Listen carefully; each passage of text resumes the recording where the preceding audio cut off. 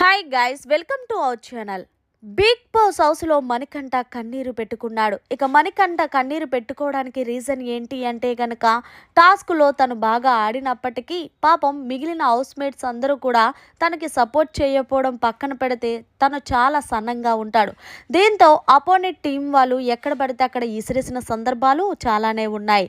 ఒకానొక టైంలో కూడా నిఖిల్ తన ఆటను చూసుకున్నాడు కానీ మణికంఠని చూసుకోకుండా ఇలా విసిరడంతో మణికంఠకి దెబ్బ తగిలింది. ఆ తర్వాత మెడికల్ రూమ్ కూడా తీసుకెళ్లిన సంగతి తెలిసిందే. ఈ విషయం పక్కన పెడితే లైవ్ లో ఒక సంఘటన చోటు చేసుకుంది. ఇక మణికంఠ బెడ్ మీద పడుకొని చాలా ఎమోషనల్ అవుతూ లైఫ్ లో ఎన్నో కష్టాలు చూశాను, నేను సంపాదించలేదని నా పిల్లని తీసుకొని వెళ్ళిపోయింది. ఎందుకో బిగ్ బాస్ నాకు చాలా బాధగా అనిపిస్తుంది. నా ఫ్రెండ్ అయిన నిఖిల్ కూడా ఒక్కసారి కూడా నా కోసం ఆలోచించకుండా ఇలా ఇసిరేశాడు. కానీ నేనేం బాధపడలేదు, ఎందుకంటే task is the task, friend is the friend కాబట్టి. కానీ నిఖిల్తో ఎవ్వరూ సరిపడలేదు బిగ్ బాస్. కాబట్టి నాకు నిఖిల్తో గేమ్ కాకుండా ఇంకెవ్వరితో ఇచ్చినా పోటీ పడగలను. నిఖిల్ గాడికి గేమ్ అనగానే ఏదో పూనకం వచ్చినట్టు ఊగిపోతాడు.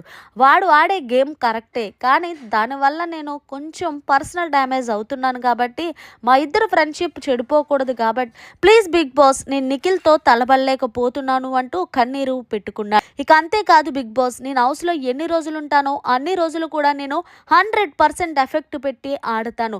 ఏదేమైనా సరే ఈ హౌస్లో బెస్ట్ కంటెస్టెంట్ ఎవరైనా ఉన్నారు అంటే అది నిఖిలే అంటూ మణికంఠ నిఖిల్తో నేను గేమ్ ఆడలేకపోతున్నాను, నిఖిల్ గేమ్ ఆడడం వల్లే వాళ్ళ టీం విన్ అవుతుందని ఇండైరెక్ట్గా చెప్పేస్తున్నారు బయట ఆడియన్స్కి మణికంఠ లైవ్లో.